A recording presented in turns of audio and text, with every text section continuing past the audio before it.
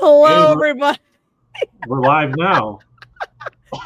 So, this is Stabby time. This is Liz0mbie and Brendan, and we've been talking for the last 30 minutes and realized we did not press the live button. So, we are gonna be Rewind reviewing. the whole conversation. Yeah. None of it happened. Yeah, no, we never had that. Yeah, just it sucks, but whatever. It happens to the best of us. So today, we're gonna be talking about tarot. I'm not even gonna tell the story about the fucking tarot cards being gaslit. It's tarot. We're reviewing tarot, and we're reviewing. Look at even your cat's upset. Yeah, She's like, "This is bullshit. This is fucking bullshit." I know. I'm pissed. But we're reviewing tarot and the Stranger Things chapter 1. Well, just Stranger Things. Oh, Strangers. Sorry. I don't know why I keep saying Stranger Things. I'm so tired. I quit. Click off. But we're going to be reviewing tarot first. I literally just saw it today. So it's fresh into my mind. Oh, both of them today. Yeah. Well, so I saw Strangers last weekend. Okay. And then I saw no, I didn't see it in the weekend. I saw it during the weekday. I keep forgetting. My whole days are like merging. And then I just saw Tarot today, which is funny so I'll tell this story. So my job is affiliated with Sony Pictures, and we get these codes that allow us to see some of these movies, before they come out to be purchased. And I requested the codes for tarot, right? They just gave me the code, like, I want to say 3 hours ago. Yeah, long past. Yeah, I was like, I've already bought this thing on Amazon. I've already watched it. Like, what the hell? But, it is what it is. So I won't be requesting any more codes because I'm going to just assume that it's going to come a little too late. Oh. But we're going to start a review with tarot again. It's fine. We only went through 2 of the deaths. So it's not like we actually deep dived into it. Those are super important ones. Yeah, only the super important ones. You guys are fine. The IMDb description for this is: when a group of friends recklessly violates a sacred rule of the tarot readings, which I don't believe this is an actual rule. They unknowingly unleash an unspeakable evil trapped within the cursed cards. One by one, they come face to face with fate and end up in a race against death. Yep. And they all lose. Yep. Only one person had a race. Only one. Yeah, only one person had a race. The rest, they weren't really fucking running to anything. They just died. But yeah, so the backstory to this, I know, deja vu. The backstory is that a very angry 1900s man had a random astrologer to read his tarot cards, and like Brendan said, he got mad because she was like, "Your unborn baby and wife is about to die," and he's like, "No, bitch, read them again." Do it again. Read it again, and she's like, "They're still gonna fucking die," and he's like, "You're a bitch." Yeah. He's like, "How about I fuck up your life?" And then she said, "Well, I'm gonna fuck up your life." Yeah. So lo and behold, it came true. She died. Yep. The baby died, and then he's like, "Well, someone else has got to have his pound of flesh." Yeah. So he had his goons, if you will, go and kill her daughter, and then she's like, "All right, bet," and then she decided to commit suicide, and then curse the cards. Yeah. And now that specific deck of tarot cards has been cursed for a long time, and this has been passed around, and now cut to, it's in an Airbnb. Yep. Yeah, cut to Airbnb. Yeah, I feel like I need to take that segment and turn it into, you ever watch Drunk History? Yeah. Like I need to remake it with your voice doing the voiceover. Yeah, bet. Now you're in Airbnb. But I mean, it is kind of funny when you just do like the backstory of like, all right, how these tarot cards get here? This. Now it's in an Airbnb. Yeah. Now just chilling in Airbnb. You'll find that out later. That's not important right now. Yeah, right now it's just at an Airbnb. Yeah. And then there's a group of college kids that are like, you know what, we're gonna rent this fucking mansion for a friend, and we're gonna have our friends now, very recent. They just found out that their two friends broke up. Yeah. She starts reading their tarots because she's like the tarot reading. Yeah, she just conveniently understands both astrology and tarot cards. Yeah. Oh well, her miniature backstory was very like what she was like. My mom died of cancer, so of course, just like anyone with a mom who died of cancer, I would go into the world of astrology and tarot reading because that's what made me feel better. I was like, wait, what does this have to do? I'm like, what is happening? Like, what? I go, why are we? Yeah, I was like, apparently that is your root. It's like when you have daddy issues, you know what I mean? That's your root. If you have a dead parent, you turn into tarot and astrology. So if you haven't, there you go. Now you know. You know. So she tells everybody basically what their tarot is going to read to them, and each tarot reading is like represented by a thing. Like a nun, they had a hermit. Yeah, a hermit, the Joker guy. Yeah, we're right here. Hangman. Yeah, the Countess, the Hermit, the Fool, the Devil, the High Priestess, and Death. Yep. And Death. Which I was always, so when I read tarot, you know, because I never had a, you know, dead parent, but I did read tarot because I'm a 90s kid and I watched The Craft. So I had a few months of being a witch, basically. Like anyone that grew up in the 90s and watched The Craft, we all bought the blue book. We all wanted to be the cool witchy girls. And then we found out that we really didn't want to be. We just like decided to be goth instead, without being a witch. Some of us stuck with it though. So good for you ladies.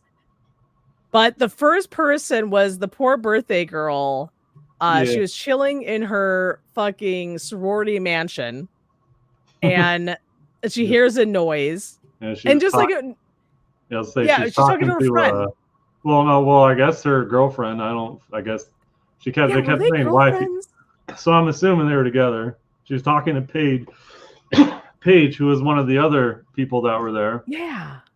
And then she's talking and like, oh, I hear something. Oh, I thought everyone was gone.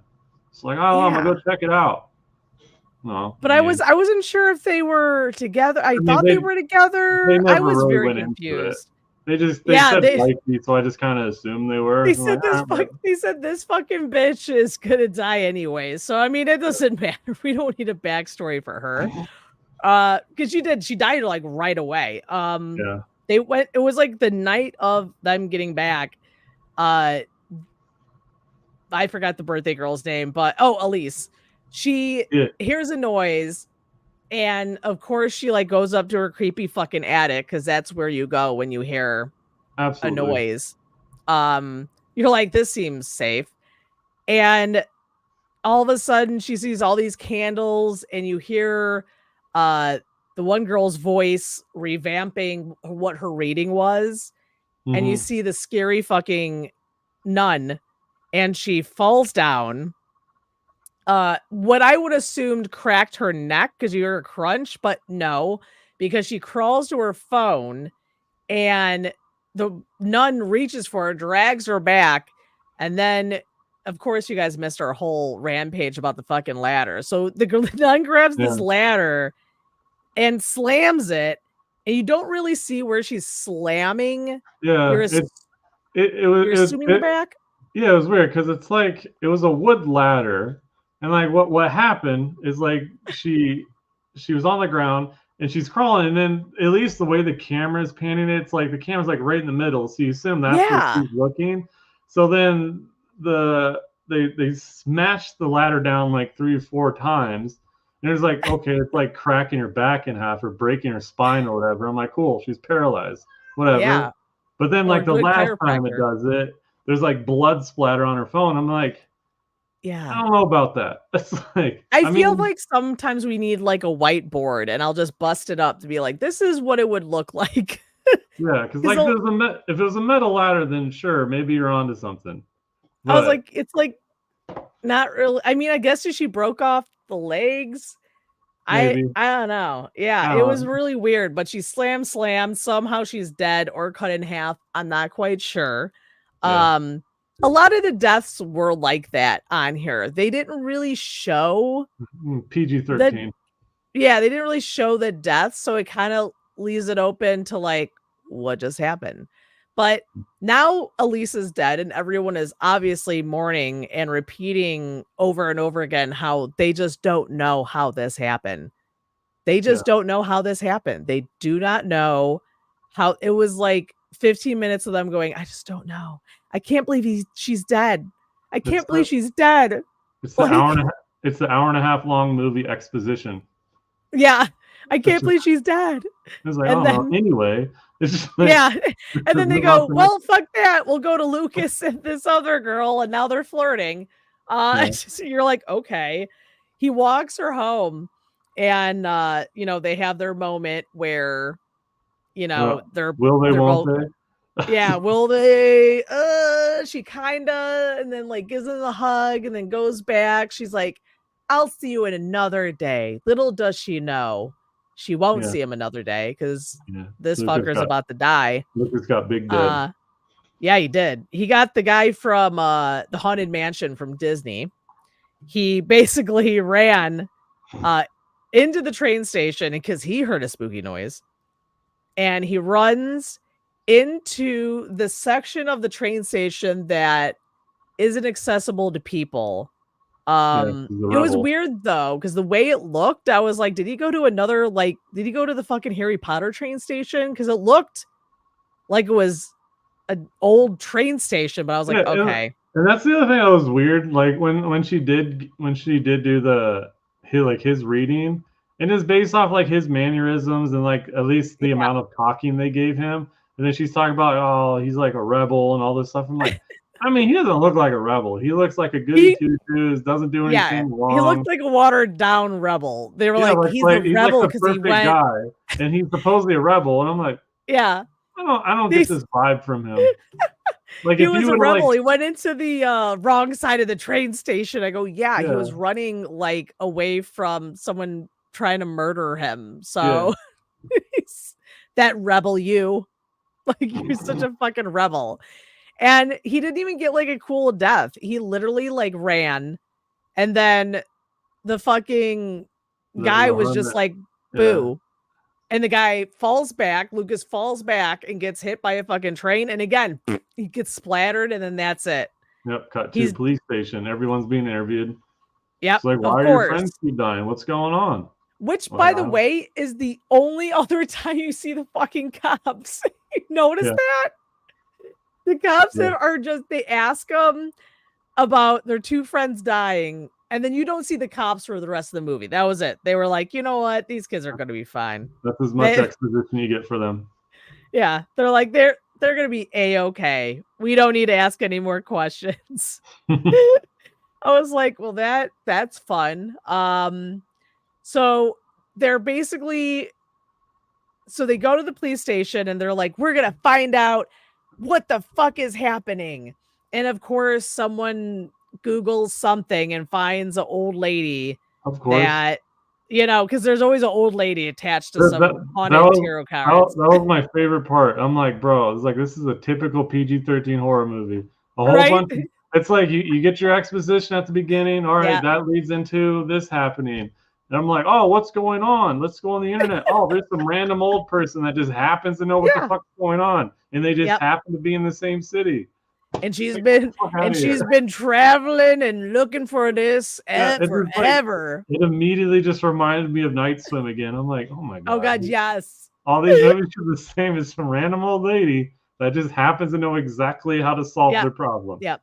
She wants to find the tarot cards, but she doesn't want to answer her front door, which I think is hilarious. Like, wouldn't you think that people are they're trying to tell you where the fucking cards are, but you're trying to find the cards, but you can't find the cards? But she was very much like Clear Rivers from like Final Destination 2. Yeah, she was. Where she found a way to escape death by just locking herself in an insane asylum, so death can't kill her. And then people like, we're gonna go find you, and we're gonna take you out of your safety.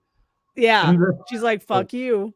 Yeah, it's like, I know how to stop death. And I'm like, all right, how do you do it? I'm like, well, basically, if anything's trying to kill you, just pretend to be crazy. That's the story in life here. Don't feel crazy. Yeah, and then of course she like kind of goes into the backstory of the tarot cards and why they're cursed, and then she's like, back in the 50s. People were dead and they all died, and then back in the 70s, my friends died and I'm the only one alive. And since then, I've been looking to hunt for the cards. Yep. And they're like, oh, no, we found them. They're at this Airbnb. You don't have them with you? Like, no, bitch. Why would they fucking bring the car? Like, I'm sure they would have gotten a fee, but like, yeah, no, they don't have the cards. Oh, okay. Like, and they just leave. By the way, they left and she didn't give them any useful information on how to get rid of this deck because they Googled it. Like when they got there. The only information they really got is how the cards got to that Airbnb. Yeah. It's just how it went from here to here to here, and now it's here. I'm like, oh, yeah, okay. Yeah. So it goes to show you how much it helps them, because on their ride, they're riding back now because they're like, no, like we're driving from the crazy lady's house, and of course they're like, this is all connected. And then someone was like, hey, Maddie, like, wasn't your reading involved technology and riding down a road, and you're on a bridge? Yeah, and they're like, the water, because you're a Pisces, and so, and it says like you run from fear. And what does this fucking bitch do? The hangman, literally the hangman draws on the window, and she leaves the car and goes running. And it's like, are you fucking? And everyone, like, bruh, it's like, stop running.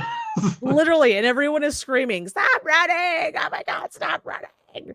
Like she's running by herself, by the way, and everyone's in the car, and the hangman is fucking up their car. And then all of a sudden, the hangman leaves to go, I'm assuming, to get Madeline, and the boyfriend, not her boyfriend, but Ryan. No, not Ryan. Sorry, I was looking at my other notes. His name is Grant. Grant. Yeah. Grant goes running after her. And of course, so Grant goes running after her, but his ex-girlfriend Haley actually ends up in front of him, because then Madeline runs, and after she's like, Madeline, stop running. You're not supposed to run anymore, remember? Because of the hangman. But it's too late because the hangman's already hooked the bitch. Dropped a noose down.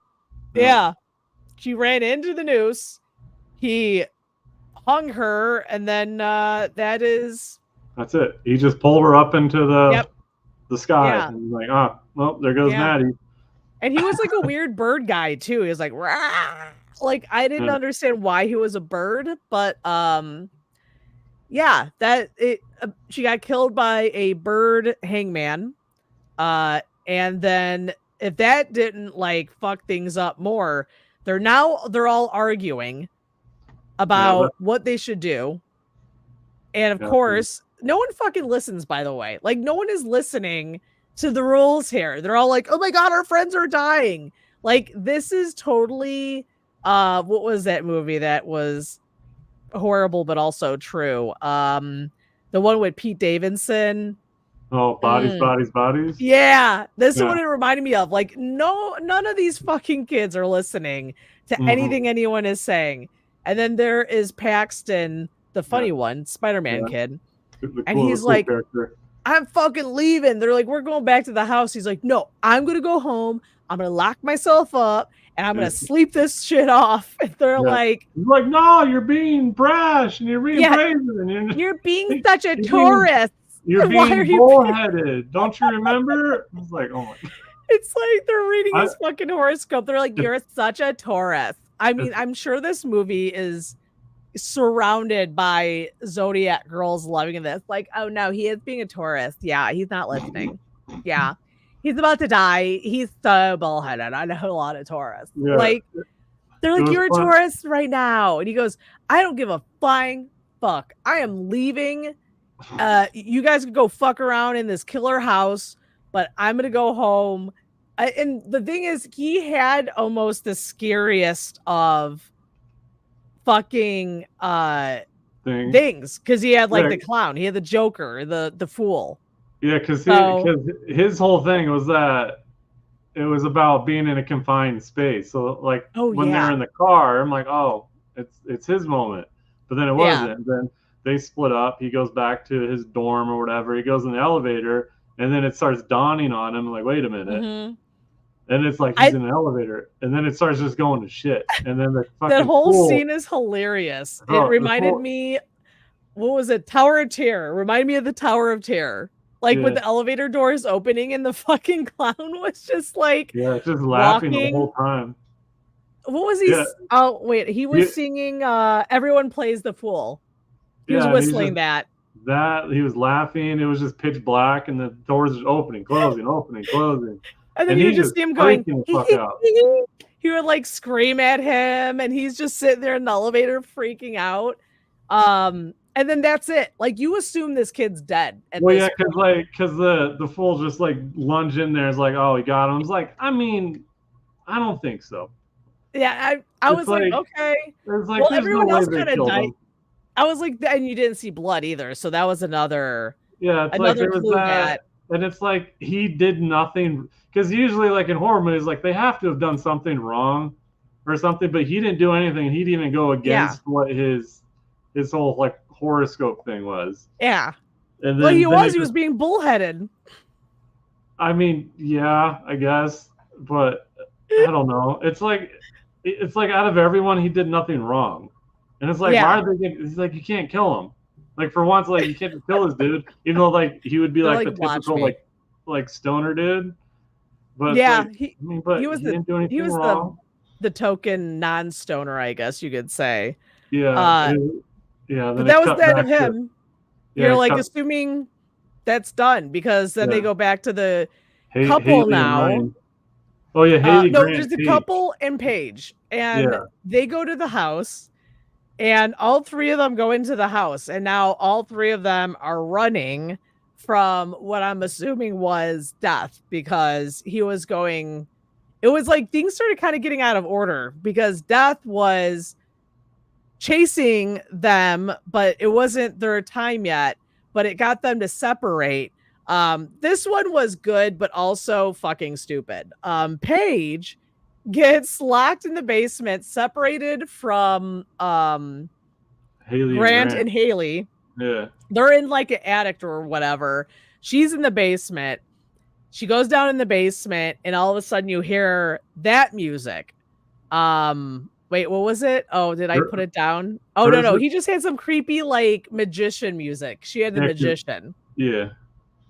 And then she goes, and of course he's on a stage, and there's people there clapping, and she's like, what's going on? Like, I would have fucking ran. Like, this bitch is just like, who's here? And he snaps his fingers, puts cuffs on her, which, by the way, they're like pirate cuffs, because I have cuffs like that from the Renaissance fair. Yeah. But she gets cuffs, and she's crawling, and she's trying to hide.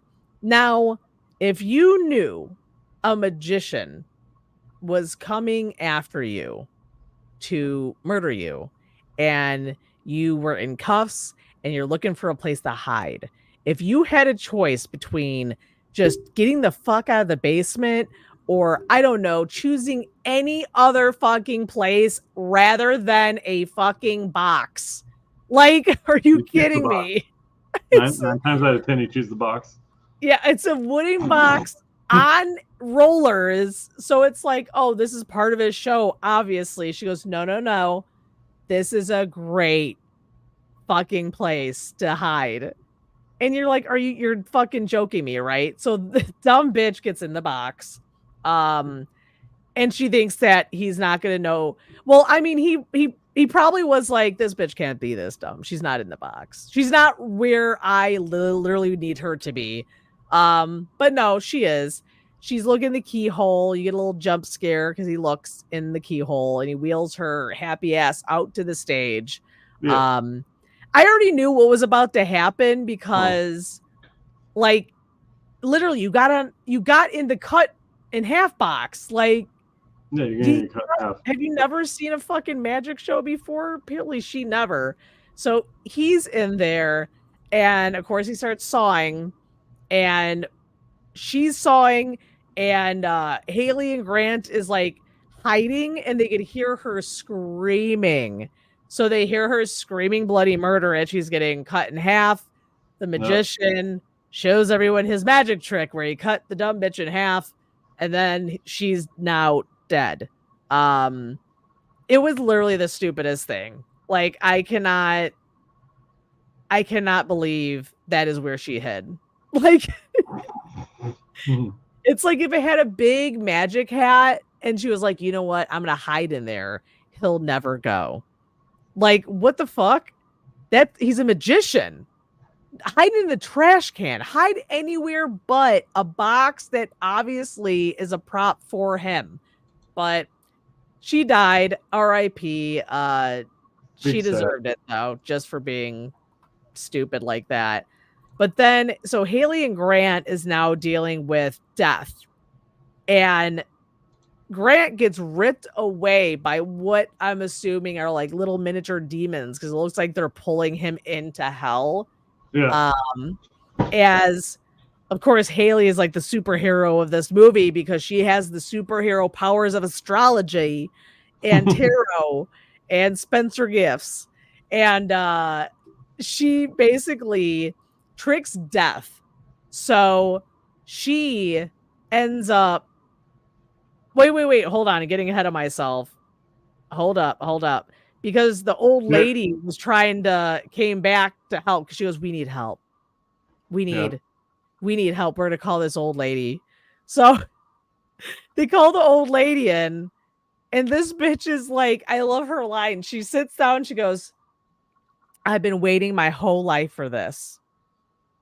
And then she fucking summons the lady in charge. And it was like, what was your plan though? Like, what was your what's your plan after that? She just instantly gets locked down and she just starts bleeding from the eyes, and like then she's just dead. And it's funny because like that, it's the same chick that was in the Texas Chainsaw reboot on Netflix. It's just the same exact situation. They go get her because she survived Leatherface from way back when. And he's like, I'm coming to kick your ass. And then he's like, all right, bet. Kills her. And I'm like, and she she literally had the gun to his fucking head. And Texas Chainsaw Massacre was like, I'm going to kill you, but let me tell you my life story. How my life's been since then. So I did this and that. So this bitch is always surviving, but she's always dying. Yeah, it's like, how do you survive the initial thing and then you just get stupid? Yeah. She's like hold on. I wanted to call the astrologer lady just so I could let her know my life story. Bitch, have you not learned your lesson? Mm-hmm. Why don't you just... What was the plan? You called this fucking lady, and then what? Like... Yeah. It was it. Instant death. Yeah. She's done. Cool. She's fucking dead. So what was the point? I was like, she's dead. She got pulled off. She was absolutely no fucking help. But I guess it gave Haley enough time to figure out a way to beat death, because then Haley's like, I'm going to call death now because it's funny because if you just break down like the whole like plot to stopping the high priestess or whatever she's considered. It's literally an Uno reverse card. Yeah, yes. Literally the whole solution to this movie is an Uno reverse card. Because they're doing reverse tarot reading on her. I'm like, really? That's the solution? She's like, fucking what the death comes and she's like, I did your tarot and now you're death, but death got a death card, which means you're gonna get death. And I'm like, what just fucking happened? And that's what happened. And then she got death. And then she got death. And then death died. He did a little swirly magic. And her little boyfriend, they go. I thought, you know what? I honestly thought this movie was going to like do something cool at the end, and they didn't. So I mean, I love the ending because it was like they walked out. They're walking down the street, and then they see lights on a car. I'm like, bro, that's fucking Paxton. I know it's Paxton. I almost thought they were gonna do like a Final Destination style where the guy is like, oh wait, remember, because you remember he was like, a dark road. We're on a dark road, right? And she was like, oh my god, like. Well, that's what they're And then the car stops, and then Paxton gets up. Like, obviously, I knew he wasn't fucking dead. Like, you're not. Like, I'm not dead, bitches. He was like the only character that had no reason to die. Yeah. And then he gets out like, oh, don't you remember? I was supposed to save my friends in some random way. Like, of course. I'm like, what fucking logic? I'm like, okay. And then all of a sudden, like in the movie credits, it stops and it goes back to them, and they're like, how the hell are you alive? And he goes, well, my roommate opened the elevator and like saved me. Yeah, he just happened to show up. Yeah, he just happened to show up and just saved him. I'm like, what in the fuck?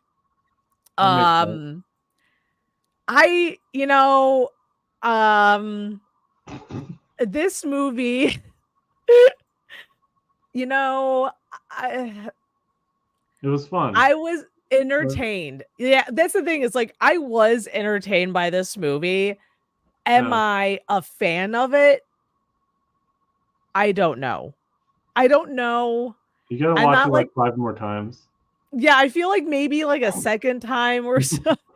I just don't. There's a lot of empty spaces. It felt like really rushed in some parts. It was like the writer was like, oh fuck, I totally forgot to explain why these cards are killing people. Hold on, let me write this in. It was funny because like the writer and director was Spencer Cohen and Anna Hallberg, but I looked up Spencer Cohen, and like the other shit he's written, like he wrote Moonfall, he wrote The Expendables 4, and then the Extinction. But if you just base it just off Expendables 4 and Moonfall, it makes sense. It's like because like Moonfall was cool, but I mean it didn't really have much explanation to why all this shit's happening. Yeah, no. Like, but it's They're fun. just like, it is what it is. You know what I mean? Exactly. It is what it is. Without really explaining anything. I'm like, all right. And then they did the cheesy line where they said they changed fate. And it's like, fuck fate. I'm like, fuck fate. That's what they said. The astrology lady said, fuck fate. I'm like, hey, they said they're one fuck in the PG-13 movie. Yeah, then that's it. Yeah, then they're done. Then it was ending. I'm gonna give myself. I'm gonna do a 50-50. I'm gonna give this a 3 for me. It's a 3 Stabby for me. I enjoyed it, but like, like I'll give it a 4 because it had all the generic shit I wanted. Yeah, in a PG-13 horror movie. Just like the old lady explanation, the quick plot, and then just right into everyone dying. And then I wonder if people go up to that one lady and they're like, I need someone that's going to pretend to be someone who's lived through a horrible situation. Yeah, and then I want you to deep dive into that situation after years of planning and not do anything that you planned and then just die. Yeah, because it's funny. She's going to be in another horror movie in like 2 weeks. The Watchers. I could just assume what she's going to do in there. Because they had the trailer. That's right. I want to see that one with the little aliens. And it's M. Night Shyamalan directing it. I think he wrote it for screen too, but it's not like one of his original things. I was gonna say she seems like the bitch that She seems like the bitch that is recruiting people. I could already call it. Yeah, there's gonna be some kind of goofy ass twist. There has to be. That's the These rule are for his twists. movies. Yeah, I was like, bro, that's the main reason I enjoyed it. Just all the generic shit. It was all there. Fair. And it's by no means is it like objectively a good movie. It is fun. Yeah, no. It is a fun movie. It is a fun movie. And you know what? I do like the little like tarot card people. I wish this movie was, I don't know, part of me does wish that it was a little bit gorier and better, because I do want another 13 Ghosts, because that is an amazing movie. Yeah, because it's like stuff like this where you have like multiple like things. It would work so much better in a TV thing, because then you could have had a whole episode to focus on one of the tarot cards, and then you could just go more into it. Could have had the same basic plot, but it kind of ruins it. And that's the only issue I always had with 13 Ghosts. I'm like, this would be so much cooler as a TV show. Yeah, it would be. I know, oh my God. I know I've always heard rumors of them trying to make a TV show out of it, like a reboot. I thought they were, yeah. They might. I haven't really looked into it recently, but it's like that would be such as long as they don't. I was gonna say, as long as they don't like try to redo it. Well, of course they're gonna redo it. Oh my God! So this is gonna be our favorite time. It'll be the Gen Z version of 13. Yeah, well. No, we don't want that. We don't want that. Now we're gonna do our favorite segment, which is the reviewing reviews, which I could only imagine. I mean, most of them are all bad reviews, so it'd be pretty. Let me guess. I'm gonna predict. Hold on. I'm psychic now, since I've been watching about tarots and fucking astrologers. I'm gonna predict that someone's gonna bitch about how unrealistic this is. Oh, absolutely. It's like, oh, it wasn't even scary. That girl really didn't die, guys. Just so you know, this is a horrible movie. They're actually not dead. Like, how fucking stupid is that? Hold on, yeah. Oh my God, these people are amazing. They have names like Ninja Doggo, violin player, Tim Littleman. Oh my God, yes. It's a movie. Spoon Magic. And Lester. Cook Gaffa. I'll do the violin player because I just like his review title. Oh, good. Yeah. Yeah. You can go. And I'll do that first then. So, yeah. So, violin player said, it's a movie. Which, yeah, it is. So, he's like, it's a movie, but not a very good movie. The acting is not the best, honestly. There is a bunch of C-list celebrities, in my opinion, which makes sense. It's a horror movie. The only really good actress was the older woman. Absolutely not. I personally would not waste your money on seeing this movie in theaters. Wait for it to be on a streaming service. We did. There are some jump scares, but besides that, the movie is not scary whatsoever. The movie also feels very drawn out. Not sure why it says it's horror/comedy. The movie wasn't very funny or scary. It would be a movie you put on as background noise while you clean it up, even read a book. The grammar's great on this. also the writing was kind of garbage. They with the terrible acting from 90% of the cast just made it a horrible movie to watch. Yep. Mm-hmm. I mean, I love that the only reason they love the old lady is because she's one of the original actresses from Texas Chainsaw Massacre. Yeah. Like, it's almost like a forbidden, like they can't say shit. And also, if you're going to talk about the writing, you should probably be better at grammar. But that's right. Me. Like the you know what I mean? I'm like, what do people expect from like a random ass PG-13 horror movie about a board game or freaking cards? Oh my God. I'm surprised the dude was able to pull this bullshit plot out of his ass. Right? He made a movie about tarot cards and somehow made Final Destination and 13 Ghosts mix in with it. I'm like, all right, that's kind of cool. I'm like, what the fuck? Oh my God, I just logged out of my reviews. Hold on. Because I was looking at this one review that said terrible, and I was like, oh, is there anything more to this review? And it was literally just that. It just said terrible. Terrible. Terrible. This movie is a terrible. I will never watch it again. Okay, so here we go. Reviews. I'm going to... Where the fuck is the reviews? There we go. Click on that. Come on, reviews. I don't want to rate. I just want my reviews. Oh, no. Where did it go? You lost it. I did. Where is it? Where did I click on? Doopy-doopy-doo. What? How did I get to the reviews last time? It says user reviews. Okay. Yeah, towards the bottom, you'll see the reviews. You just click on user reviews and it'll go to all of them. Okay, go to user reviews, our picks, answers, box office. I don't. I was like, I don't say it. I sent it to you. Thank you. Okay, there we go. Now we're back at it. Oh my god. I'm gonna read Sophia Gladden. Yeah. People walked out of the theater. Did they really though? No, they probably not. Yeah. She says, poorly paced, extremely predictable.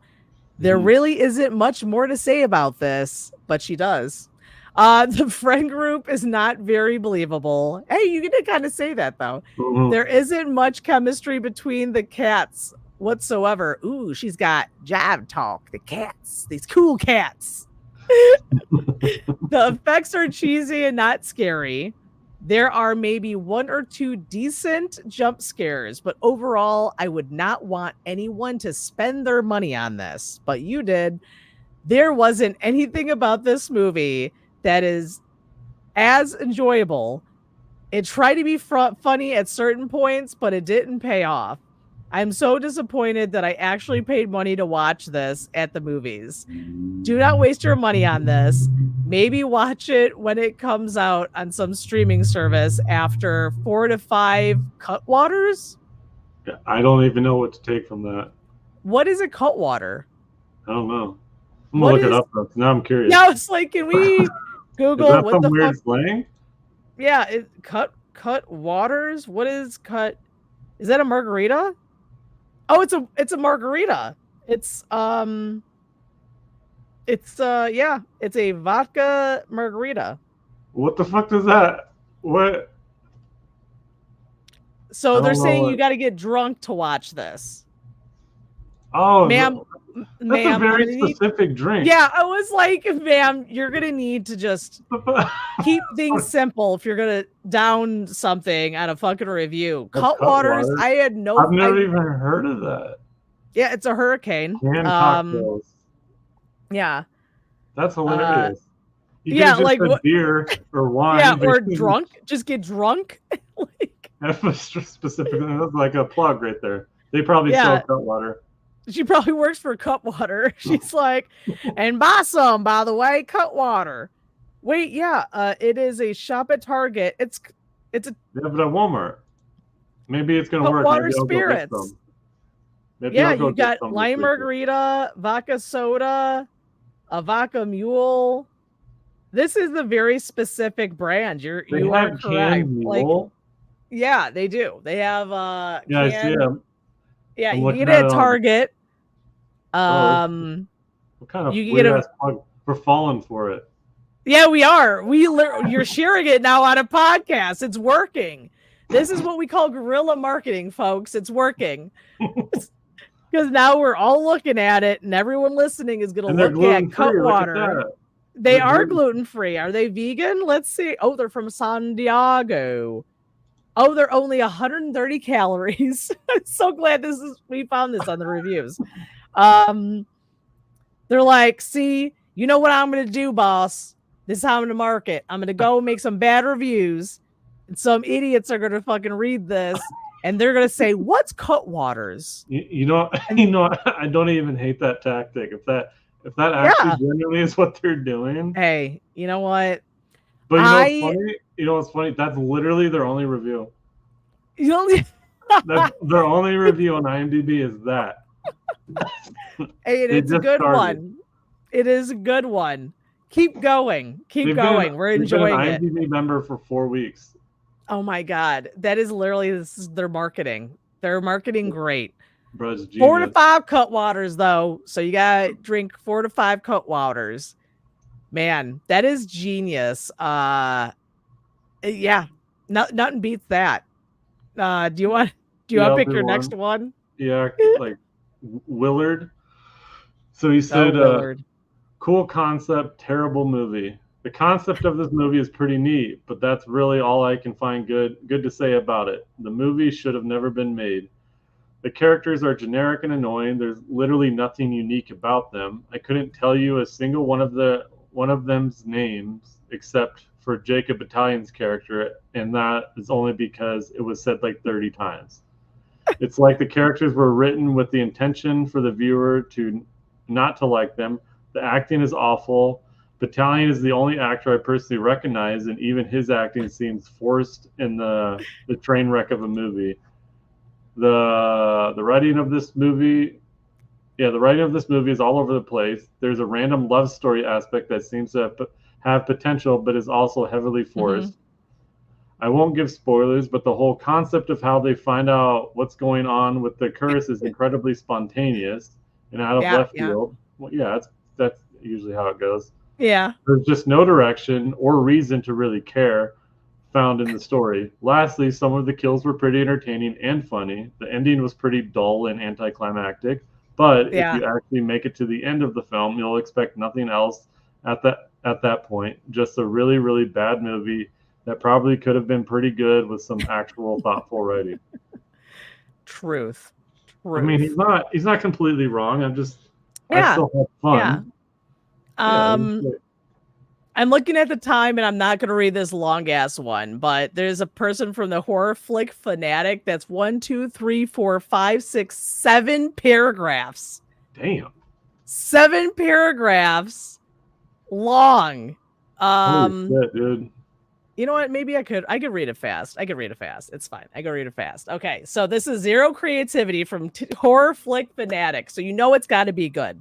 And they even put Tarot 2024, the latest attempt to cash in on a horror genre falls tragically short after delivering anything remotely original or frightening. Instead, it serves as a blatant ripoff of Final Destination franchise, complete with a group of diverse characters facing their demise based on oh no, I don't know if I want to read this already with that sentence. You know what? We're going to skip on this person. I was like, I see where this is going, and we're not doing that. Let me read. There we go. Crook Graffa, worst movie I've ever seen. With that name, I doubt that, but we'll see. Honestly, the worst movie I've ever seen. Story was awful. Relied only on jump scares. The characters made it very difficult to get invested in the movie. That was true, though. And it was like a lot of different weird stories. Yeah, it was weird. The ending was atrocious. How did they even manage to get Jacob for this movie? This poor guy. They're like, you went from Spider-Man, this fucking shit show. Expectations were low when going into the theater, but it seriously was worse than I could have ever expected. For the first time in my life, I saw so many people walking out of a movie before it ended. Never seen as many disappointed faces, too, when walking out. Went with a group of friends to enjoy a day out, but it honestly just ruined the whole mood of the day. Thanks, Taro. Man, me and my friends are having such a good time until Taro ruined it. Get the fuck out of here. Like... Oh my God, this person randomly was saying I hated the gross interpretation of tarot readings. Oh my God, I'm gonna read this one right quick. This is just too fucking funny. It's a Ninja Doggo. He's right behind me, isn't he? Wow. The dialogue in this movie is absolutely abysmal. Abysmal? Abysmal. Yeah. Throughout the whole movie, I had to keep looking at my boyfriend to verify that this movie was real. This is another person that has to verify either via boyfriend or girlfriend about how horrible their movies are. We had another one like this our last review. I came into the movie excited to see the monsters shown on the trailer, and I will admit that the actual villains are really cool looking, with my favorite being the fool and the characteristics he has. But the entire friend group of this movie are the most bland, undominational beings I've ever seen. Oh, I feel so bad. But yeah, I mean, it is true. The group of people sucked. There's so many plot holes and inconsistencies, and every character only makes the stupidest decisions. It really is disappointing to see what could have happened. It's really disappointing to see what could have been a really good movie concept turned into this AI generated sound script. The actors had potential, but after hearing the lines, I would also give up. I also hated the gross interpretation of tarot readings, as if only research put into this movie was a quick TikTok search. I did fake news. I didn't expect this movie to be gold, but it felt like it was giving dirt. I'm glad that this person was like so upset at the fact that they did not interpret tarot reading correctly. They were like, this is bullshit. I hate it. This is absolutely bad. I can't believe it. Like, get the fuck out of here. So that was fun. We are going to go to Strangers Chapter 1, but we're going to take a quick 10-second break, and we will be right back.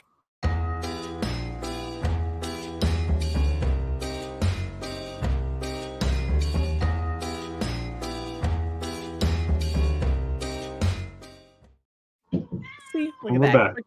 Okay, your cat's also greeting everyone. Yeah. He's like, that review was bullshit. Some bullshit. Yep. You always want attention now every time we're recording. Yep. This is unacceptable. This is our new co-host now. Yeah, Ghostface. Because someone who is unnamed now sleeps during the episode, so. So we are going to review The Strangers, not Stranger Things, Chapter 1. Which I was excited because my girlfriend is in it. Oh, that's my girlfriend. I love her. My girlfriend, she's mine. We will fight.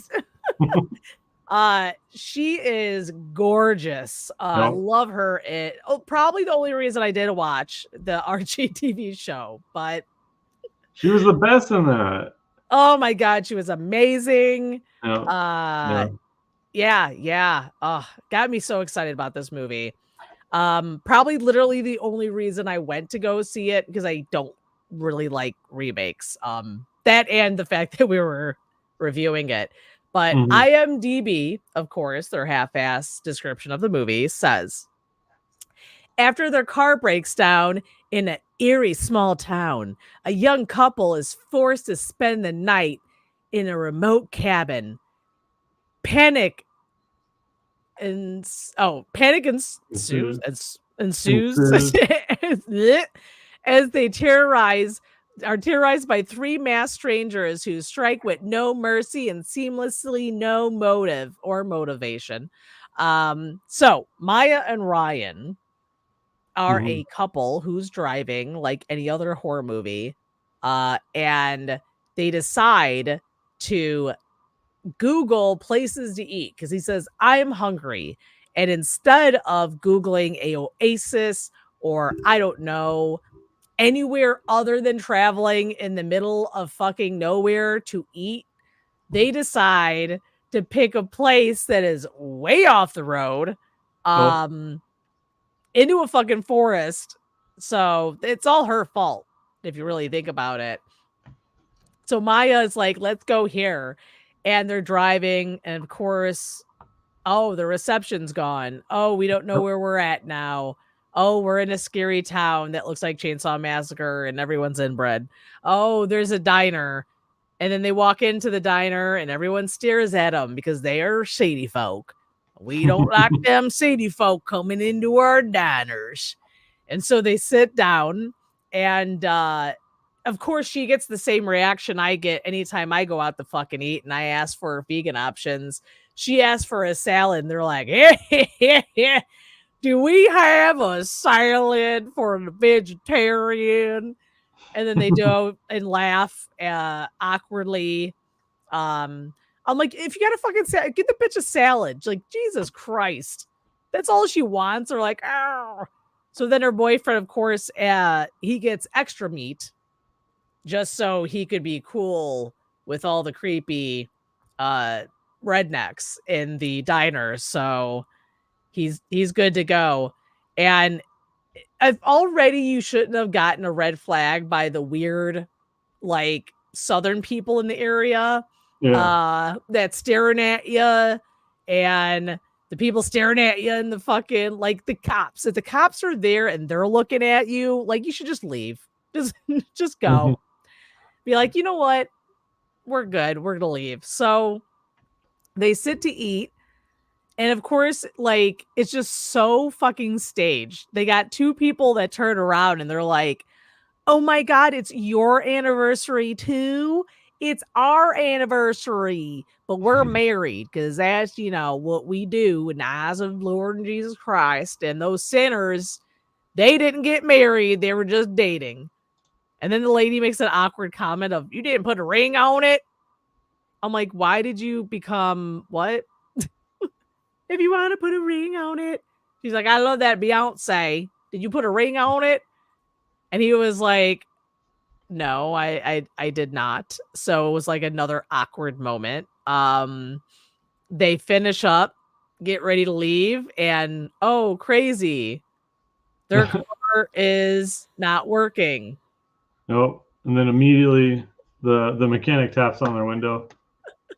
He's like, so he was like telling her, like, hey, like, we're getting fucking scammed here. And she's like, no, they're just very nice people that live in the middle of nowhere. Like, no, sorry. If you live in the middle of nowhere in a scary place like that, you are not nice.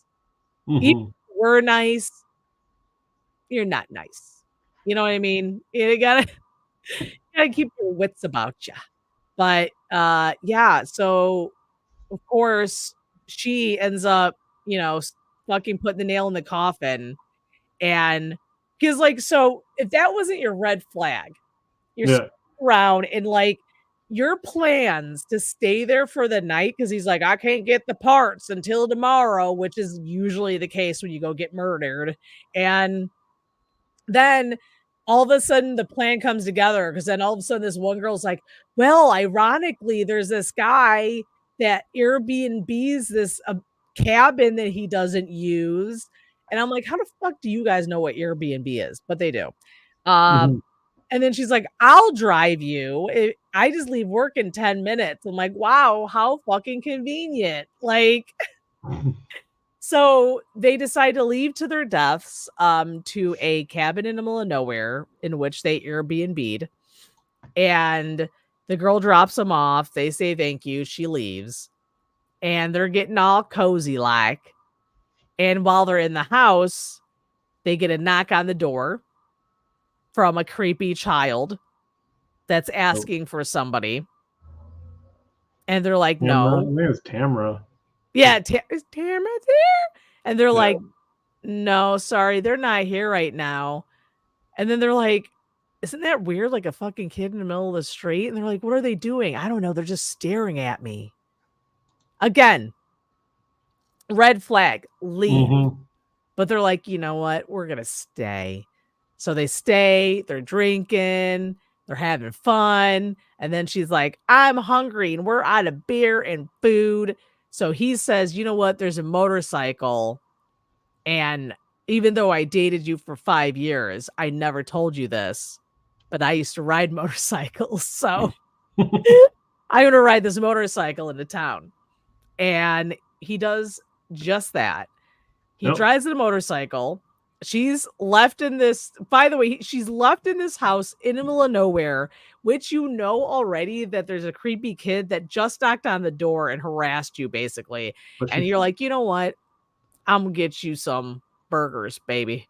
And he leaves to go get her food. Well, I mean, the main reason was to get his inhaler. Oh, yeah. That's right. He left his inhaler. That's kind of important. Yeah. He can breathe and all and stuff. He might die from that. Yeah. And while he's doing all that, again, she gets a fucking knock on the door, and it's the fucking kid again. And she's like, no, didn't you just come here? I'm sorry, no one's here. And so she shuts the door, and again, she gets a fucking knock. And then she's freaking out. By the way, she was smoking weed before this happened. So, of course, everyone's like, dude, you're just high. Like, nothing's going to happen. And as this is happening, the guy is getting her food. He runs into the people from the diner. Yeah. And they're like, come hang out with us. And he's like, oh, no, I got to get back to the house. And the one guy's like, you're just too good for us, huh? I'm like, bitch, you know that he has a girlfriend. So why would he stay? I'm like, whatevs. And he orders his food from the very angry woman at the whatever burger place or wherever they were at. Because she looked pissed, just period. She was like, what do you want? And so he orders, and she was just like, here you go. Great service, great customer service.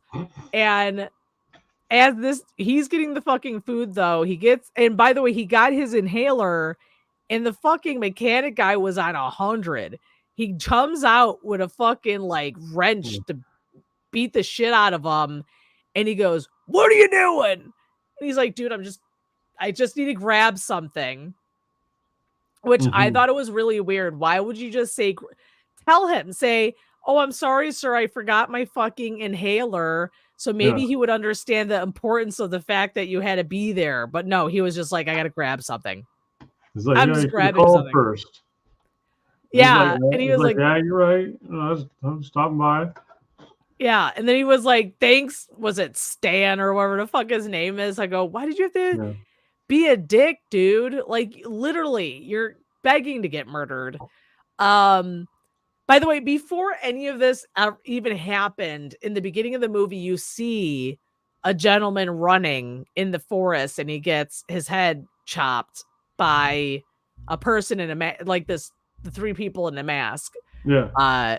So already you know that's going to happen.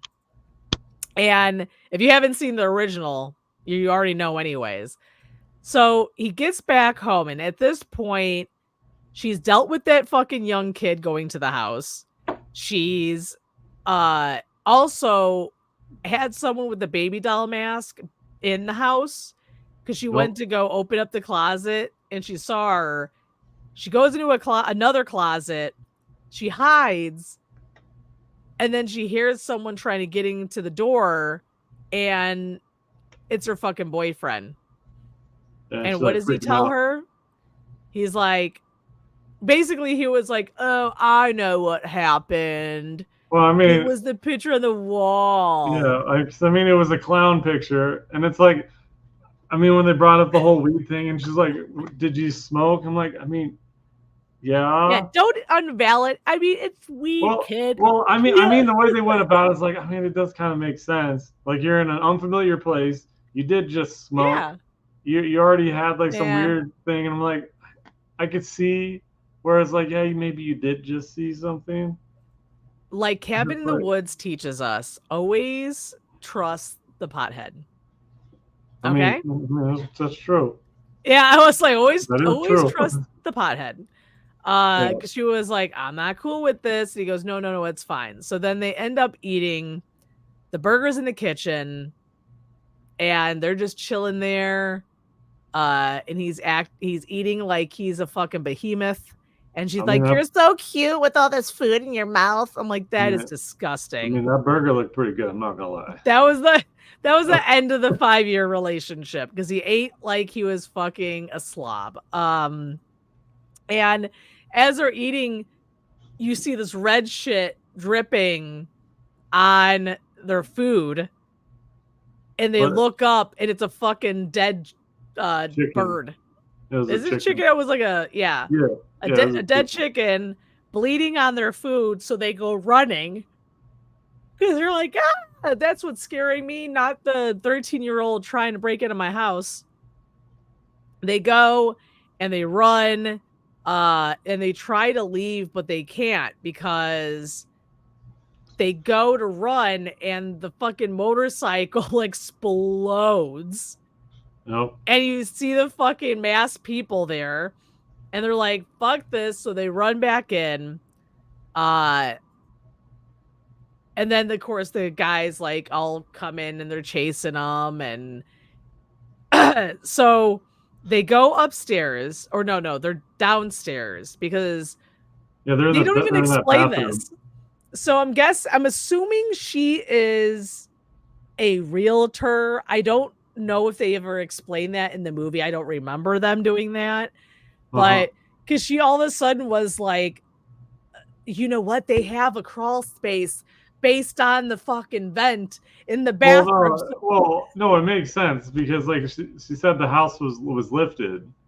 So like any house that's lifted will have a crawl space. How do you know it's lifted? Well, they noticed it from outside. Oh, I mean, she could very well be a realtor. She'd just be into houses. I don't know. Yeah, it was just a lot of like detail. Like I would have never fucking known that. I would have been like, wait, what?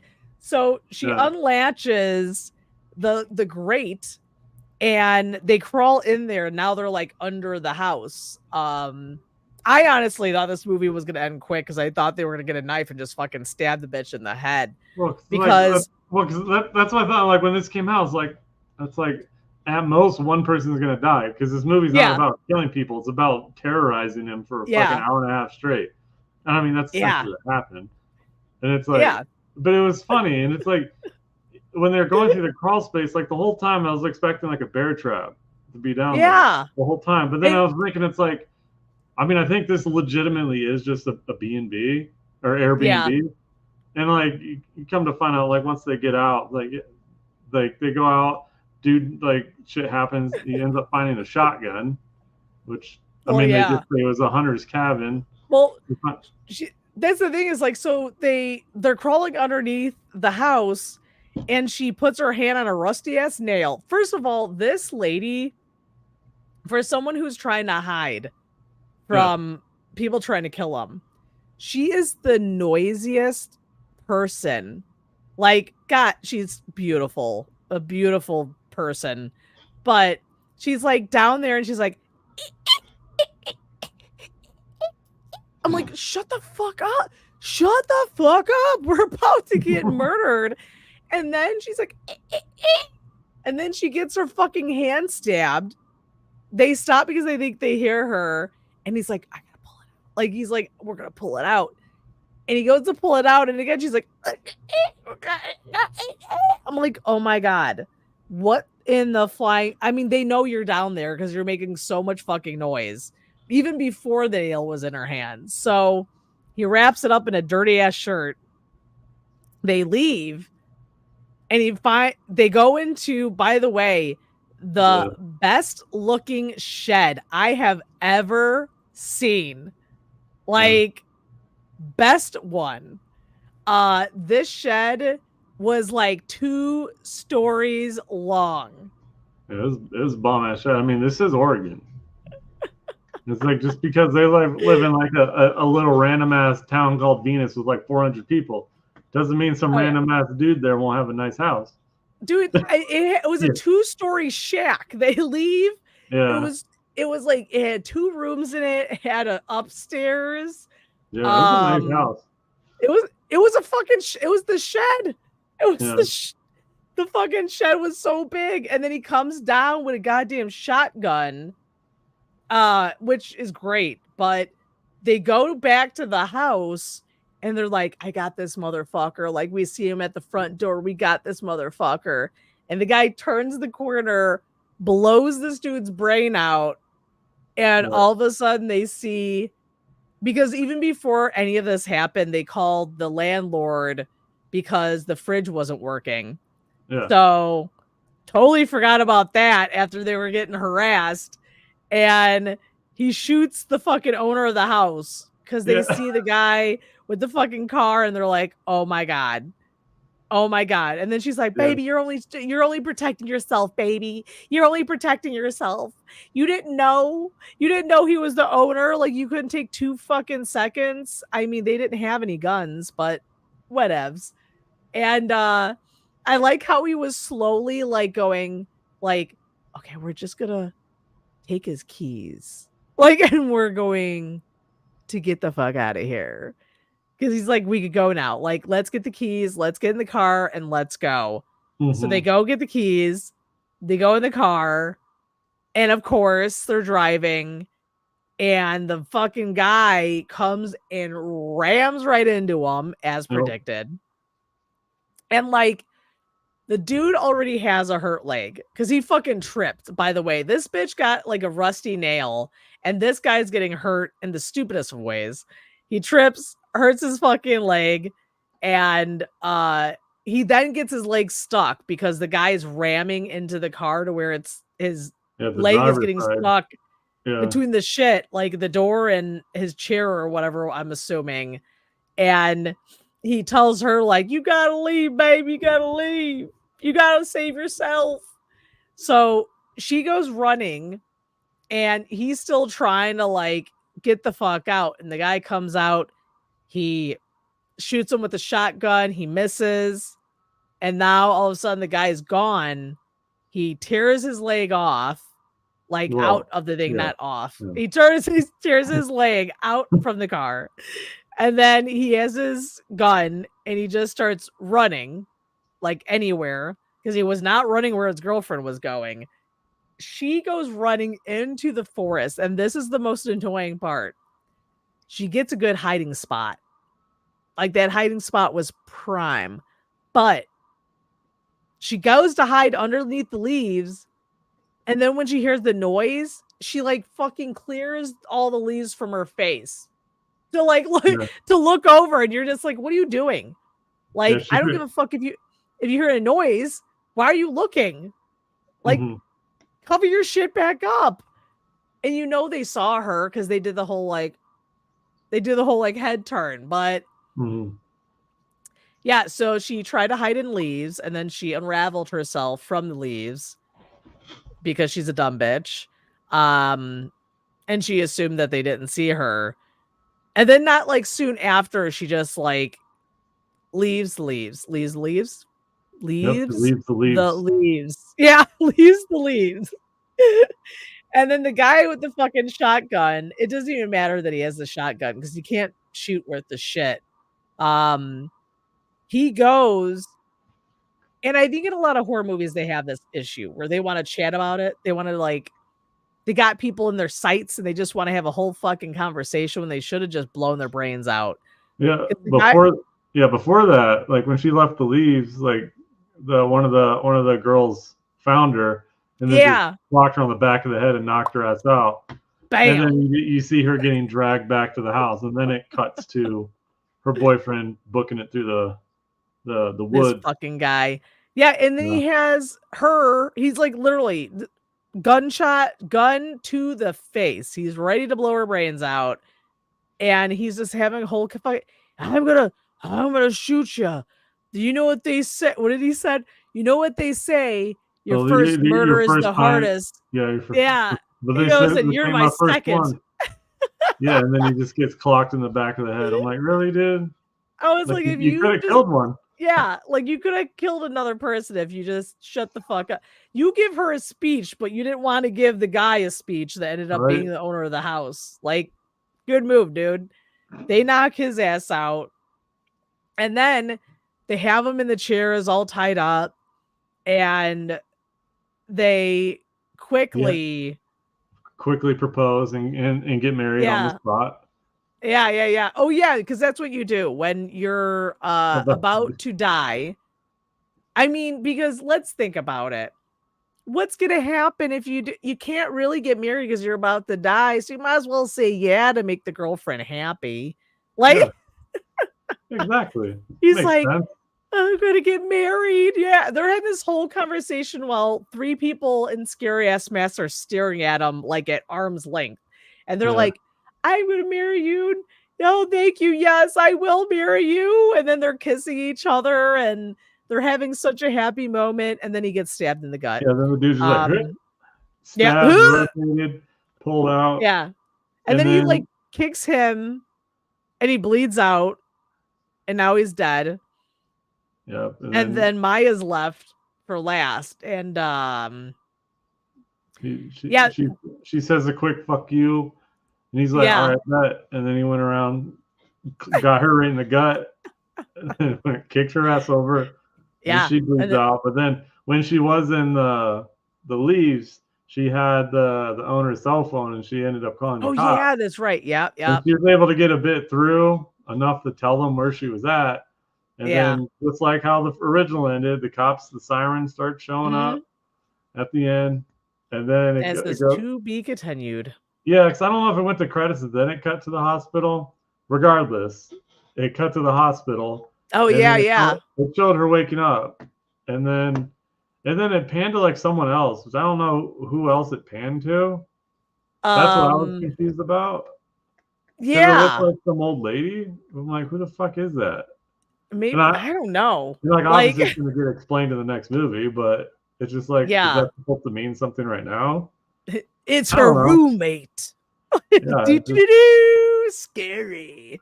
Yeah, just like, and we're just. I'm assuming Ryan's dead. Like, I mean, they both literally had the exact same.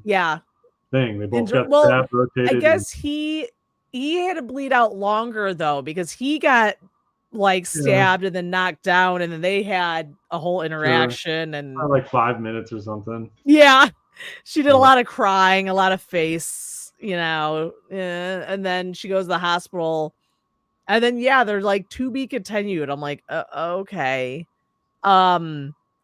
My friend that I went with, Eric, did not enjoy this movie. He absolutely hated it.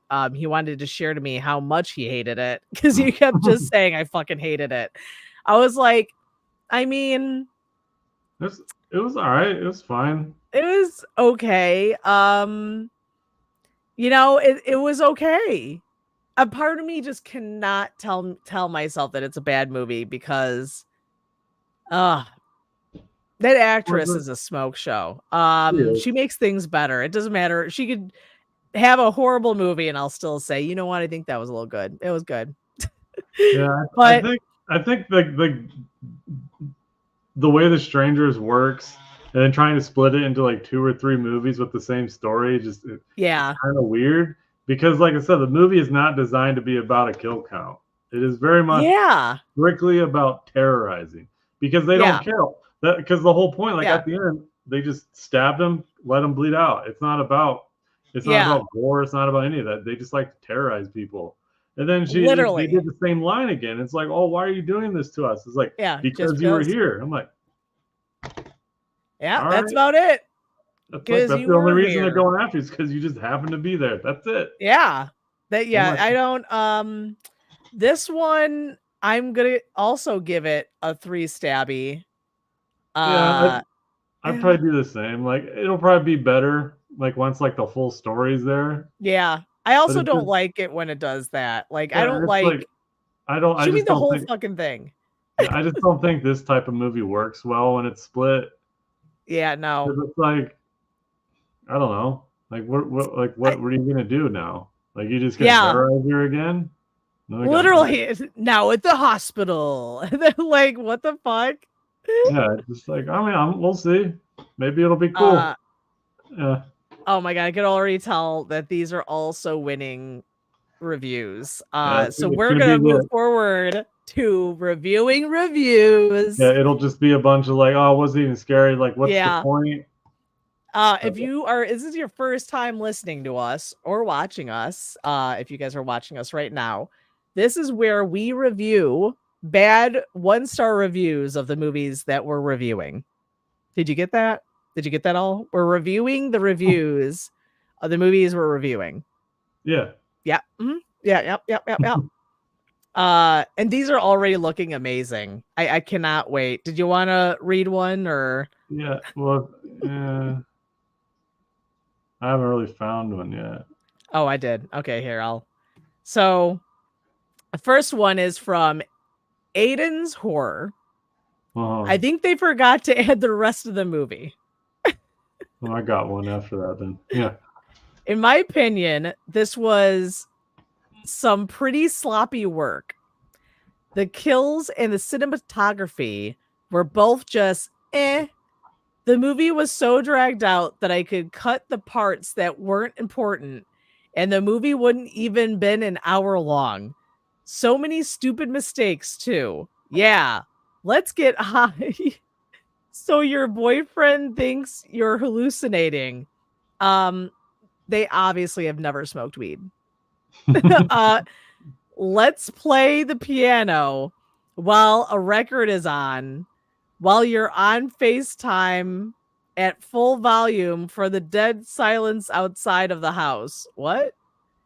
So everyone in the whole state of Oregon can hear you.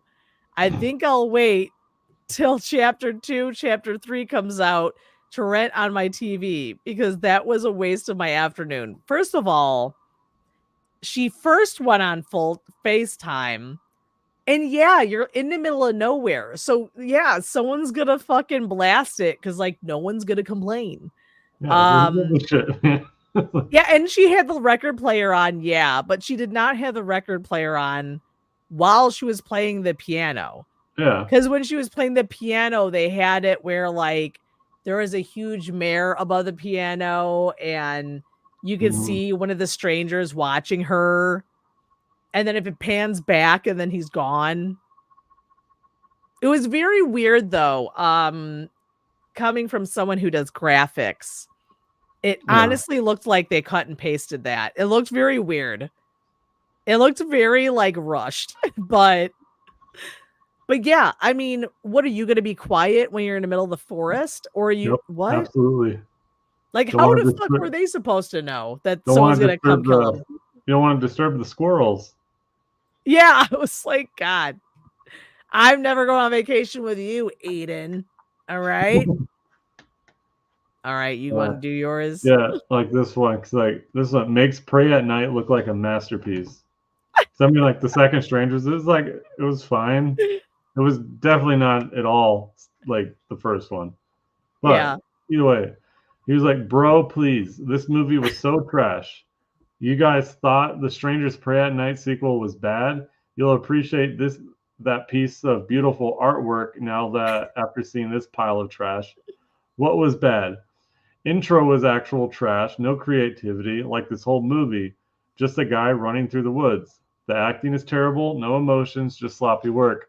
Car broke down, so they get an Airbnb mansion in the middle of the woods. Shocker. Copying the same exact scenes from the original, except this version looks like a middle school film student made it. A good 45 minutes could be trimmed from the main girl walking around in circles in the Airbnb with nothing going on. Again with the acting, but did not vibe with the girl's acting at all. Smoking inside an Airbnb that you don't own is incredibly rude. What is with these people bitching about smoking in these fucking movie reviews? Oh, that one's kind of funny. Playing the same music from the record player that's in the original, it'll make you miss the original. Homage. The main girl barely reacts when she sees one of the strangers in the Airbnb. I mean, she freaked out and hid in a closet. Yeah. Literally cried shaking, but I guess that's not a trauma response to them. All right. Main characters are eating burgers and laughing like they didn't just see a stranger in the Airbnb 10 minutes prior to it. Come on, bro. Such a joke. I mean, they came to the conclusion that she was hallucinating. Yeah. So many windows they could have escaped, i.e. they climbed through the floor vent to escape rather than the window behind them that took 10 minutes to decide also. But the nail through the hand was so overdramatic and corny. Everyone taking too long to make decisions. Bro, come on. The main guy crashes the car immediately when he starts driving. So laughable. Oh my god. He didn't crash a car. When yeah, did no, he crash didn't. the car? He didn't. He didn't crash he got crashed into. Yeah. The main girl is hiding from the killer in the woods and makes herself obvious by using her phone right there. Come on. Yeah. Main guy chooses not to shoot one of the killers, but had no problem shooting an innocent person 20 minutes before. Okay, I did make that point. That's like though. the only good point he's got. Ending Yeah. was the exact same as the original, just the acting was worse. Overall, this movie was a pile of trash and isn't even good enough for Lifetime. The original 2008 and Pray at Night 2018 are far superior. This was no creativity whatsoever and was just a copy of the original, but made with no care at all. The acting was also terrible. I'm assuming he didn't like the acting because he. Yeah, I think they didn't like the acting. I think I got that memo. I mean, like, what is with these people and complaining about fucking smoking in these movies? Like, again, the last time someone complained, the last review we did, someone was bitching about someone smoking and how rude it was. I'm like, bitch, that wasn't a cigarette. And again, this wasn't a cigarette. Like, these are joints, people. This is not, they're not smoking tobacco. It's the wacky tobacco. Also, who cares? Like, people are getting murdered and you're like, I don't like this movie because they're smoking and that is so rude. They're like judging how they take care of the Airbnb. Don't worry, they die in the end. So I think, it makes up for it. Okay. Like, Jesus Christ. I mean, that does make the good point though with, he did kill the owner of the fucking house and then not kill the fucking killers. So that makes no sense. Let's see what, Liz0mbie. Comes a time to realize your time is too valuable to waste. This movie was awful. So many reasons. Cardboard characters and wall-to-wall cliches. Okay, maybe you're 12 and have never seen any of the Madrid movies with the same plot. You may be intrigued. There were plenty of failed attempts at suspense. The problem is there's no reason to care at all. What happens to this couple? God damn. That's what's with this girl's lips. What? Was she stung by a bee? First of all, bitch, don't come for my girlfriend. She is a hot commodity and she is fucking beautiful. Okay? Nope. So fuck you talking about her fucking lips. It's called having lips. I'm sure yours is penciled in. An example of brilliant dialogue comes when they try to leave the restaurant and the car won't start. What's the matter? She asks. The car won't start, he answers. It's like, take the key out of your pocket and try again. Oh, that's a good idea. Then later, the couple tries to hide from the bad guys by running through the same woods, calling out for each other using a speakerphone. If this were a quiet place, they wouldn't last long. That is true, though. They were like literally screaming, going, it's like, are you serious? Like, there are people coming after you. Calling out to your partner is probably not the best thing to do. I mean, but also they're not trained fighters. You know what I mean? They're not, trained in. Yeah, they're city folk.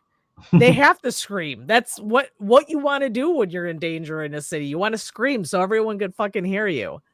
But yeah. What's your next one? Did you pick a good one? Yeah, hold on. Yeah, right here. It's like, this movie already exists and that one was enough. That's from Barbara Van Noord. Oh, all right. Royalty. Yep.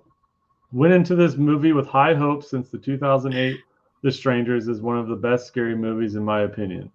That one was very well paced, and despite knowing it is based on a true story, the movie also felt real. The threat felt real, and it was a good example of less is more. This one, however, was a disappointment beyond imagination. It appears to be some kind of remake of the earlier version, which did not need an updo. Since nothing can top the older one for me, this was like watching the same movie but with different actors and some changes in how events occurred. So what I found I can't say the word. Particularly? Yes, I don't know why I couldn't say it. Yes. Yeah. Annoying to watch was the extremely Botox face of the leading actress. They are going after my woman. Yeah, the Botox face. And the lip fillers, which looked ridiculous and gives the actress a permanent duck face. Some people have been too botched by, I mean, it's natural. It's not even fake. Yeah. They've been botched by cosmetic procedures to be on screen portraying an actual person. I believe that is her natural face. Like this whole paragraph is about this. Oh my God. Imagine her having to cry and look scared all the time in a potential life-threatening situations, but then without the facial expressions. This made the whole thing look like a joke. So the main problem is that the movie already exists and done better. The second problem is the actress who can no longer show facial expressions and looks deformed. Oh my fucking God. I think Barbara's jealous. Barbara's jealous. Barbara, you need to calm down, Barbara. Listen, Barbara. Also, Mr. McGee, you're right.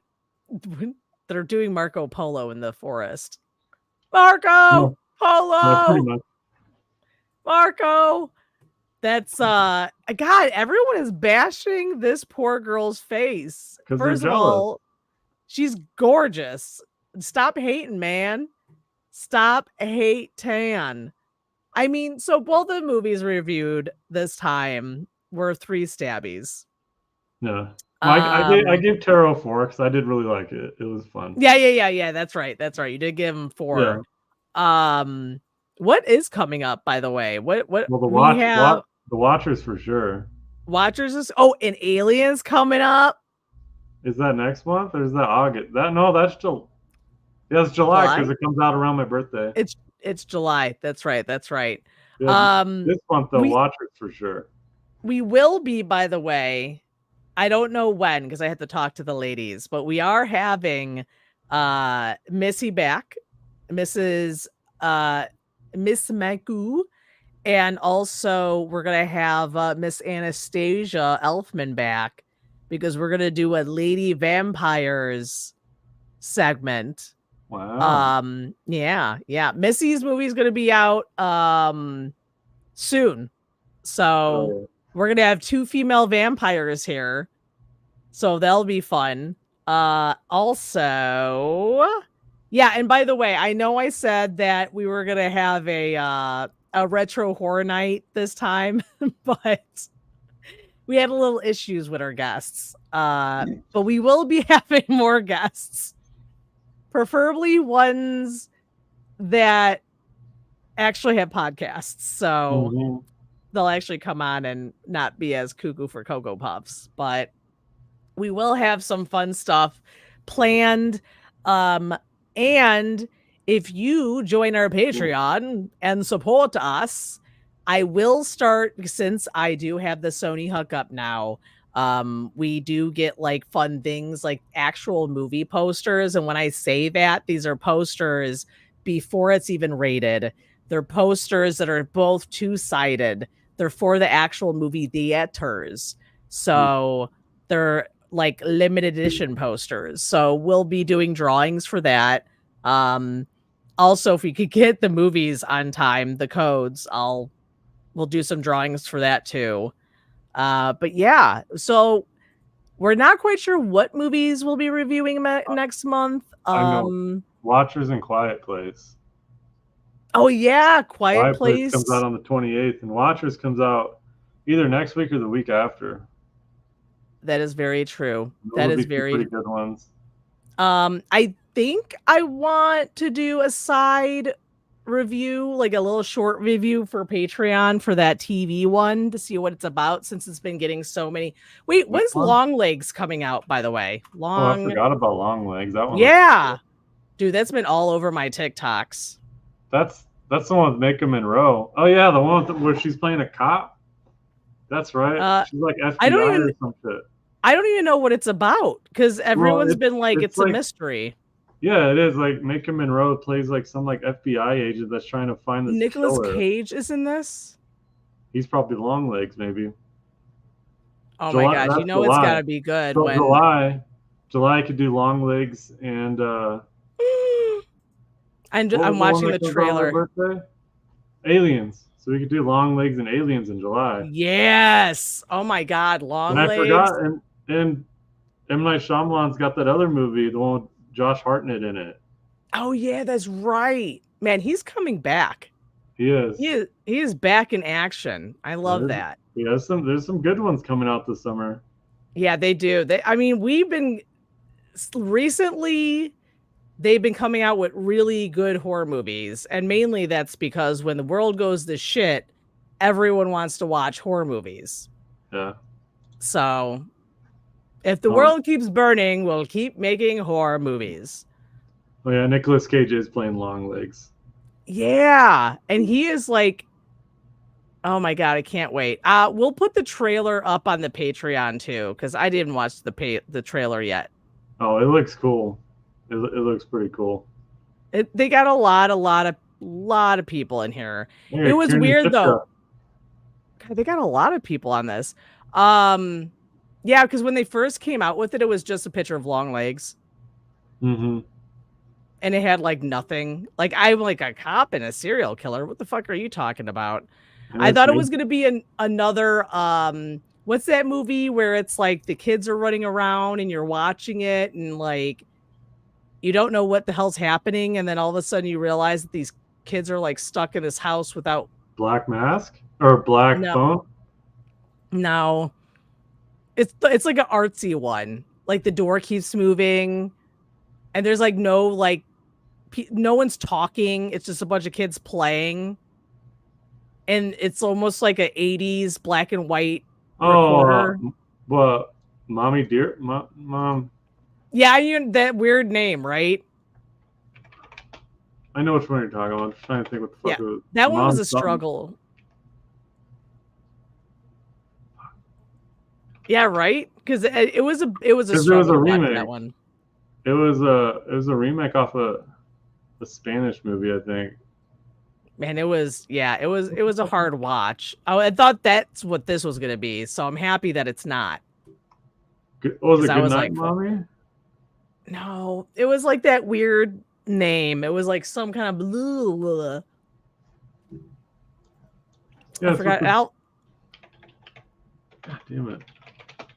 You're like, this is gonna kill me. I'm pretty sure it is Good Night. Yeah, it's Good Night, Mommy. No, it's you don't even see anyone's face. You just see the kids' legs. Oh man, here. I don't know which one you're talking about then. Video of kids trapped in house movie. Oh my God, this like showed me kids trapped in houses. No. We went the movie. FBI will be at my door now. They'll be like, what the hell are you doing? Let's see. Indie horror, maybe. There we go. Skin Mark. Skinamark. Oh, Skinamarink? Yeah, that one. Oh, okay. Yeah, I know what you're talking about. That was a hard watch for me. That's kind of what I thought the Longlegs was gonna be because of their advertisement, and I was like, I'm excited, but also like, they're also redoing Blair Witch, isn't they? Yeah, I don't think they're making another Blair Witch. I haven't heard anything about that. I heard they're remaking a Blair Witch. Again? Skinamama? Yeah, it was no one knows what the fuck that movie was called, but it was I don't think anyone I don't know. Did you like it? Skinamarink? I mean, it was fine. Yeah. I mean, I don't know. I was like sleeping Nothing because like these crazy. fucking kids are playing blocks, and I'm like, oh my god. Can someone die, please? Can one of these kids starve to death yet? Not allowed. I was like, I'm so bored. I love that Nicolas Cage is in this, though. Nothing beats a Nicolas Cage movie. You know what I mean? Also, Five Nights at Freddy should be coming out soon. Out. Is it? No. The number 2, the Five Nights at Freddy, the second one, the second part. Also, by the way, if anyone lives in Illinois for Fan Expo Chicago, Matthew Lillard, he is coming. I'm definitely gonna meet him. Yeah, apparently it's a flop. Oh my god, Miggy. I think it was too artsy. It was too artsy, and artsy horror is perfectly fine, but that one just like went up a couple levels. Yeah, that was when it is Fan Expo's August 16th through the 18th. In August. Mm-hmm. He's gonna be in Arizona in July. Yeah, it's gonna be him, Skeet Ulrich. Yep. Jamie Kennedy. Yeah, same group. Yeah. I don't think Roger Jackson is gonna be there. You're gonna be up. Yeah, you'll be up before August. You're gonna miss him. I'll tell him you said hello.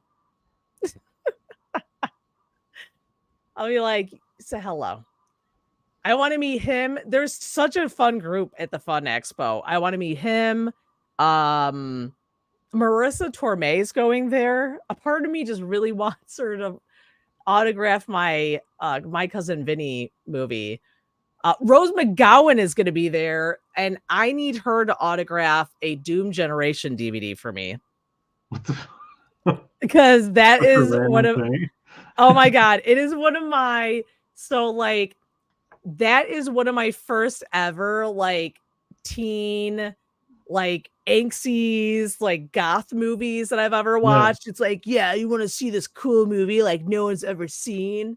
It's called Doom Generation. Yeah. I'm sure she'd appreciate that. I'm like, what the fuck? You remember this? Dude, it is like one of my favorite movies ever. It is so fucking good. Scooby-Doo and 13 Ghosts I love fucking 13 Ghosts. Well, anything Matthew Lillard. Just him in general. Yeah, he's a perfect human being. And that's like, and he's trying so hard to get the R-rated Scooby-Doo movie, which I really hope he's able to pull off, especially if he can get the original cast, which I don't think any of them would say no. I really don't. I don't think so either. Like, I really don't think they would. It would be so cool if they can get him back and make like a Riverdale style fucking Scooby-Doo movie. Fucking hilarious. I would love it. Dude. I would love that. Of all the kids' cartoons to make an R-rated version, like Scooby-Doo would be perfect. Right? It would be so good. Saturday Night Live did something like that. It was fun. It was funny. I think I posted on my Instagram. Yeah. We got to hear me out. We're hearing you out. Scooby-Doo goes to Sunnydale. Sunnydale. And then they all die. Are you gonna pitch us a multiverse like they did during the Archie TV show? They pulled it off though. That was good. They did do like a multiverse thing. They're like, here, they did. They did that Supernatural, or Supernatural had an episode with. Oh yeah, yeah, they did. Yeah. Oh, I heard that Supernatural might be coming back, and I am excited. Where do you even hear that? Like they already tried the Winchesters and that kind of failed. Yeah, no, that was horrible. No one wants to see. They want to see the boys. The boys come back. Yeah. They want the guys back, but they're in heaven. But you know what? How many times have they been in heaven and they've been brought back? So I mean, spoil. I still haven't finished it. So my friend Bob After Dark, Sunnydale, Sunnydale, the Winchesters were horrible. Yeah, I didn't even watch it. I just saw the cover and I was like, nope, not gonna watch it. So fuck, I started thinking about that and I was like, no, I lost my train of thought. I was gonna bitch about something. Oh yeah. So here's a great story. This is gonna be a fun story before we end this episode. So at my job, I'm telling you this is for real. So we have Bob After Dark. Yeah, it's a fun podcast. Bob After Dark is actually a real Ghostbuster. So he's going to be ghost busting at my job because we've had a lot of weird shit happening. And this has been after we had props delivered. And you got to so these are props from movies, like actual Sony movies. And after they have arrived, we've had the weirdest shit happening at our location. I had one of the original newspapers from Spider-Man on the wall, and there was another one on the bottom, right? And it's on a pole. And the photo fell straight forward, landed vertically, and then slammed against the floor and broke in half. Damn. So, yeah, like, think of it, though. If it had a fall like this, it had to hit a frame, and then it fell down like this. Once it hit the ground, it fell in such a weird manner, but that's besides the point. We caught this all on camera, and it was so creepy. So I showed Bob. But before this, we've had 2 signs get ripped off the wall, and I thought it was like an employee. I was like, it is fucking assholes are ripping shit off the walls. It is not. And things have been like going on in the bathrooms of my work. Like in the guy's bathroom, apparently there is something making groaning noises. And I was like, someone taking a shit? They're like, no. I was like, so there was a day where someone heard groaning noise. And then 2 hours later, our bartender mentioned that he also heard it. Yeah. And then in the girls' bathroom, we have a toilet that always flushes. And I get it. It's censored and I'm sure whatever. But no, I'm telling you, it always flushes. Okay? It's always flushing. Mickey says, that's just Jeremy after a pastrami sandwich. That's what I said. I was like, dude, maybe it's just someone's like, oh, I'm going to tuck up. I guess guys don't give a shit about who's smelling or hearing their shit anyways. So they're like, oh, yeah, no. They're like, it wasn't anyone. Trust me. I'm like, okay. But I told Bob and he agreed. So we're going to ghost hunt in the middle of the night at my job. By the way, it's creepy at my job with the lights off because we have the character from Bullet Train, the little anime like mascot costume. Yeah. We have that, and it just stares at you, stares into your soul. But I was telling a few people at work this. I go, well, it only makes sense though, because the props we have, like we have the original Jumanji board, and we also have Hook's Hook from the movie Hook. So we have a lot of stuff that like Robert Williams like was around and he's dead now. Like there's a lot of dead people things in our area. So it only makes sense. I'd probably pee myself over. Yes. I mean, I'll go into work and I'll see a like the Spider-Man and I'll think it's literally someone there. But I'm like, oh no, it's just fucking Spider-Man. But it gets a little scary. But yeah, maybe we'll get some segments and do a little sneak peek at the Patreon for you guys, our ghost hunting, see how it goes. He wanted to bring me into a jail and I was like, I don't know about that. I don't know. I don't know if I'm yeah, no. I don't like going to jail. I don't know about you guys, but I rather not. I rather not go to jail. I like to stay out of there. I've been there once and I don't want to go again. I'm good. I'm golden. But yeah, this is going to be the end of our episode. We've taken up an hour and 49 minutes of your time. Technically, it's been like over 2 hours because we had to do this twice since I didn't record. Nope. That's okay. It was better the second time. Yeah. We were just practicing. We just got to do a little warm up before that. But thank you all. Thank you, McGee, for stopping in. And I hope we're entertaining you. Thanks for everyone else who stopped in today. We will be actually giving you guys more notice next time we do episodes. It's been a rough few months. I'm in process of planning a Ghostbusters party at my day job, and then I have a bunch of market. I have a market this weekend, but yeah, it's been a busy week. So I blame myself. It is my fault and my fault only. But we'll get better at letting you guys know when we're going to go live. We'll always have it on YouTube. Also, once again, if you guys want to make any comments about our shows or have any questions, you could go to iHeartRadio, then a little microphone and record it. We'll play it live on stream. Or you go on Spotify, let us know how you think about the podcast, or give us a question and we'll answer them live on our next episodes. And that's it. We're going to get you guys going. Thank you guys for listening to Stabby Time, the only place you're going to listen to for some more horror and gore. We will see you guys later. Bye. Bye.